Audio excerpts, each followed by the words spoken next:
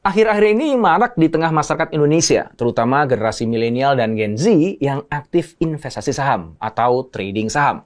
Semuanya dilakukan di platform investasi digital. Ada apa di balik fenomena itu? Bagaimana sebaiknya Anda menyikapinya? Apa peluang dan tantangan yang perlu dicermati para pemain di industri ini? Yuk, kita cari tahu.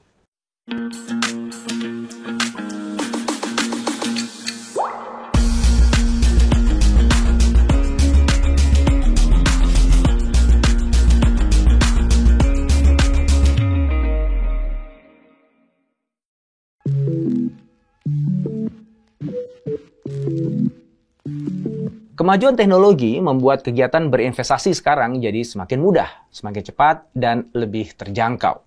2 dekade yang lalu, sepertinya kita masih susah membayangkannya. Ingat kan ya, kalau misalnya kita mau investasi saham, kita harus datang ke Bursa Efek atau menelpon langsung ke anggota Bursa Efek.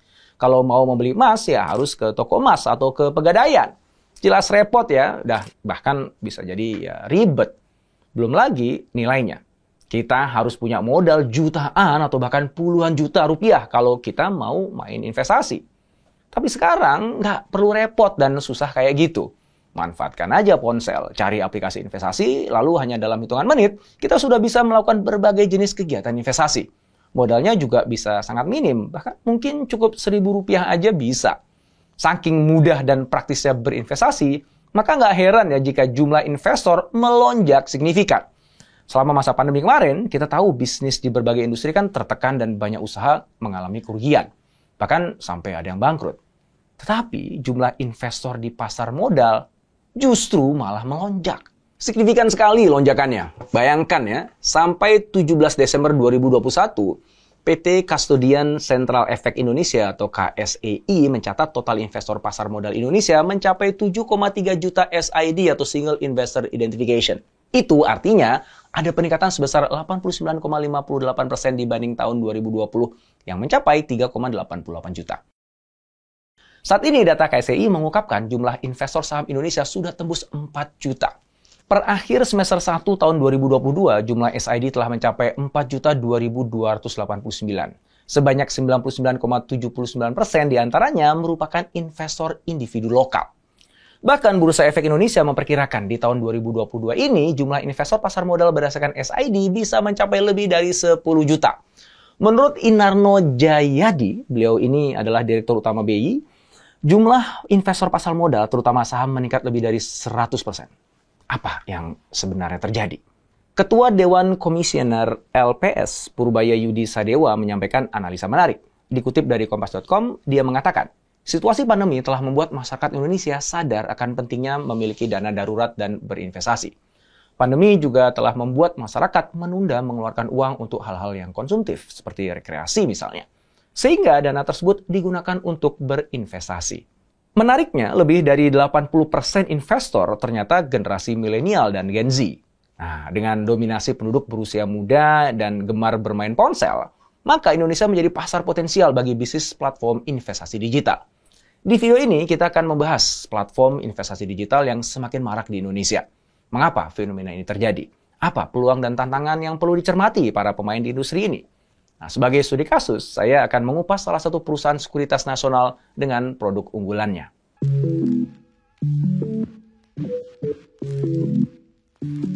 Investasi digital atau investasi online adalah kegiatan penanaman modal untuk mendapatkan keuntungan yang dilakukan melalui platform online, baik melalui situs online maupun aplikasi. Investasi online memiliki beberapa kelebihan dibandingkan investasi offline. Di antaranya, hemat waktu, bisa mulai berinvestasi dengan jumlah kecil, serta proses transaksinya mudah. Kenapa? Karena cukup dilakukan hanya menggunakan ponsel. Tetapi Anda perlu ingat bahwa dalam kemudahan selalu ada hal yang perlu kita waspadai. Investasi online itu rentan penipuan. Atau aplikasi dan sistemnya kadang-kadang masih suka error. Di Indonesia, platform investasi digital sebetulnya sudah berkembang sejak pertengahan tahun 2000-an. Itu sebabnya tidak heran kalau sekarang kita sudah bisa menemukan banyak sekali platform investasi digital. Pilihan investasinya pun beragam, mulai dari investasi emas, reksadana, P2P lending, investasi saham, obligasi retail, dan lain sebagainya. Sebagaimana saya sampaikan sebelumnya, sekitar 80% investor di Indonesia adalah generasi milenial. Mengapa mereka jadi getol berinvestasi? Kita lihat aja ya hasil survei Kata Data Insight Center atau KIC terhadap 1.939 responden. Di situ ada beragam alasan mengapa mereka gemar berinvestasi. Yang pertama, untuk mempersiapkan masa depan dan mengelola uang nganggur. Itu adalah jawaban terbanyak yang disampaikan responden yang umurnya 15-38 tahun. Sedangkan jawaban dari generasi X atau yang berusia 39 tahun sampai 54 tahun adalah untuk mempersiapkan dana pensiun.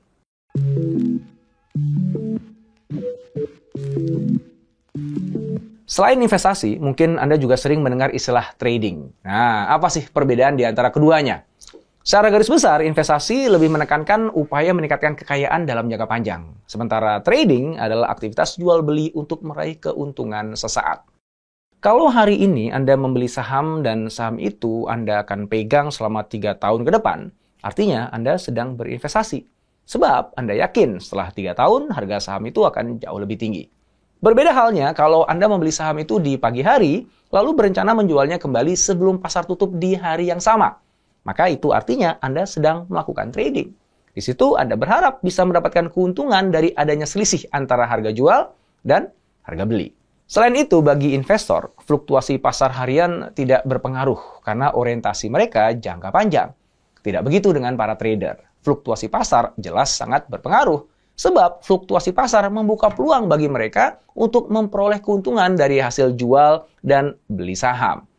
Perbedaan lainnya adalah ketika para investor dapat menikmati fasilitas seperti bonus, dividen, pemecahan saham, dan lain sebagainya, maka para trader tidak akan menikmati fasilitas tersebut.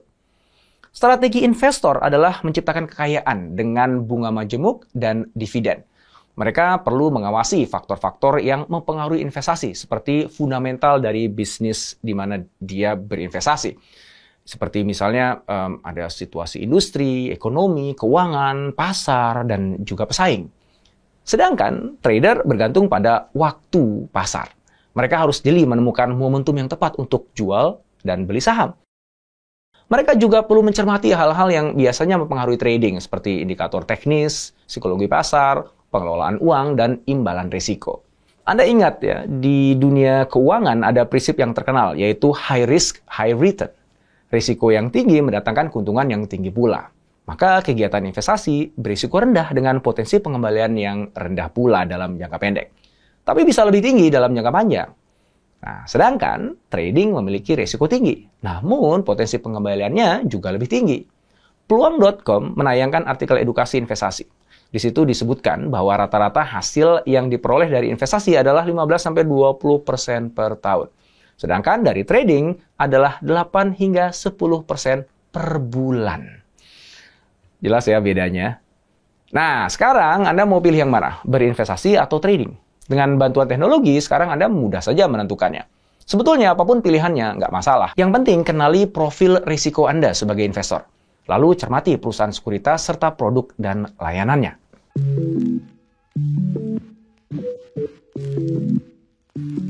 Data Otoritas Jasa Keuangan atau OJK menunjukkan saat ini setidaknya ada 82 portal transaksi online. Semuanya disediakan oleh puluhan pelaku industri keuangan, baik itu e-commerce, bank, atau sekuritas. Tuntutan konsumen saat ini serta persaingan platform investasi online telah mendorong perusahaan keuangan untuk berlomba menghadirkan layanan terbaik untuk menarik hati para investor. Kemudahan, kecepatan, dan biaya murah saat ini sudah jadi standar baku dalam berinvestasi. Lalu, apa yang bisa dilakukan oleh para pelaku bisnis supaya bisa mengungguli yang lainnya? Pertama, penting untuk memastikan sistem layanan platform yang stabil. Pengguna selalu bisa mengakses kapan saja. Kalau sistemnya error, nah itu bahaya. Karena dapat membuat kepercayaan investor menjadi turun. Bisa jadi kemudian mereka bahkan berpaling ke platform lain yang dianggap bisa lebih diandalkan. Maka jika sistem mengalami error, layanan customer yang cepat tanggap bisa jadi senjata ampuh untuk meredam keresahan investor. Yang kedua adalah perbanyak produk dan layanan di dalam aplikasi, atau kerap disebut sebagai super app. Ketika satu aplikasi memiliki beragam produk dan layanan yang lengkap dan terhubung dengan berbagai aplikasi mitra, maka customer akan mendapatkan kemudahan dan kenyamanan menggunakan aplikasi tersebut. Mereka pun nggak merasa perlu berpindah ke lain platform. Yang ketiga adalah edukasi. Edukasi adalah kunci. Memang saat ini jumlah investor melonjak pesat. Tapi ingat ya, secara umum kapasitas literasi keuangan masyarakat Indonesia masih cukup rendah. Itulah sebabnya kita sering dengar banyaknya masyarakat yang tertipu investasi bodong, karena mereka berharap bisa dapat untung besar dalam jangka waktu yang singkat. Jadi platform investasi sekaligus bisa memberikan nilai tambah berupa pengetahuan kepada para investornya.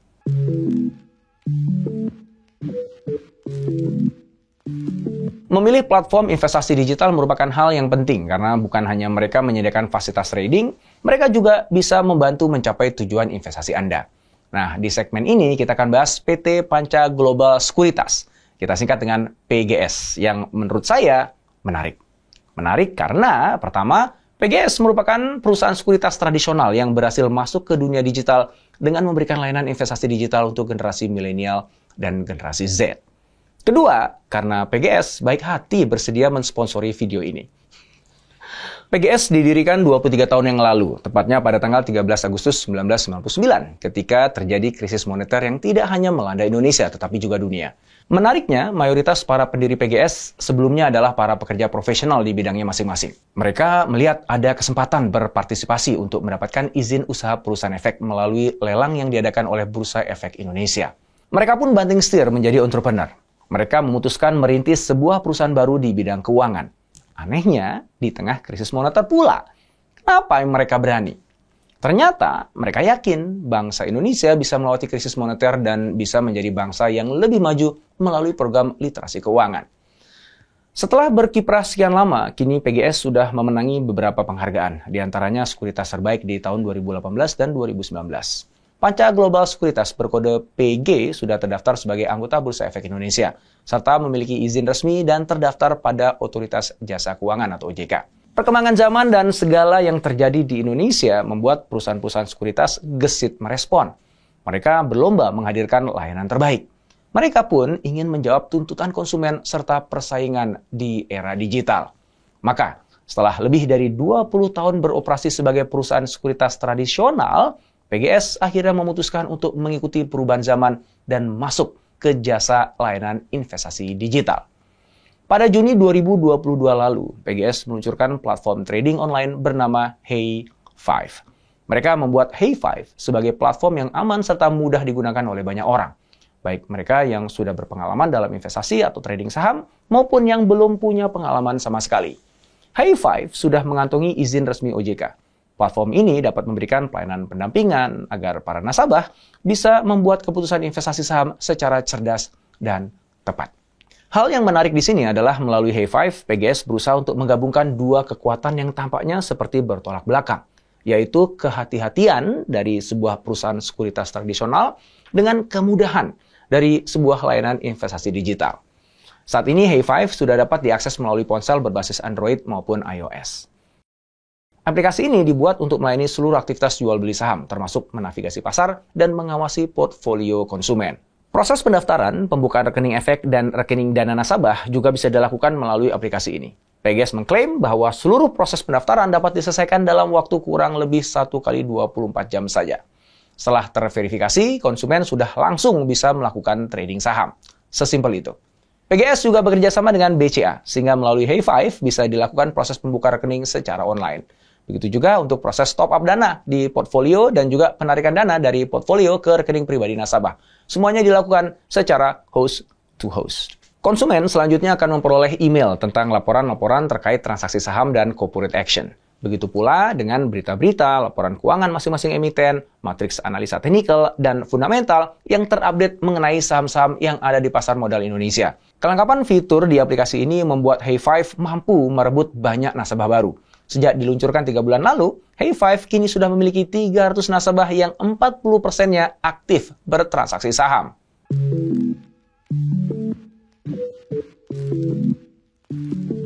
Bagi Anda yang ingin berinvestasi, silakan pilih berbagai kemudahan yang ditawarkan melalui platform digital. Tetapi tetap harus berhati-hati ya, kita tetap perlu cermat. Karena instrumen investasi, apapun itu, mengandung risiko. Maka, sebelum berinvestasi, pastikan kita telah memiliki dana darurat yang ideal dan telah memiliki jaminan kesehatan. Tanpa dana darurat seperti itu, kita akan kesulitan dalam menghadapi risiko hilangnya pendapatan akibat PHK atau ketidakpastian ekonomi. Begitupun tanpa perlindungan kesehatan, kita bisa kehilangan dana yang cukup besar karena harus menanggung biaya obat yang tidak murah. Tetapkan tujuan-tujuan keuangan yang ingin dicapai dalam berbagai periode untuk jangka pendek, menengah, dan juga panjang. Tanpa tujuan yang jelas, maka proses investasi akan menjadi tidak terukur. Berikutnya, prinsip klasik di dalam berinvestasi tetap berlaku ya, yaitu jangan Anda letakkan semua telur di dalam satu keranjang. Maksudnya, lebih baik Anda memiliki beberapa instrumen investasi yang berbeda sebagai bagian dari manajemen risiko. Pilihlah investasi berdasarkan instrumen yang paling kita pahami. Jangan mudah tergiur iklan dan promosi yang menawarkan return tinggi atau karena dipopulerkan oleh para selebriti. Jangan pula berinvestasi pada satu instrumen hanya karena terdorong FOMO, fear of missing out, alias takut ketinggalan tren. Lebih baik kita terus mengasah kecerdasan finansial dan jangan sekedar ikut-ikutan. So, bagaimana? Sudah siap untuk berinvestasi?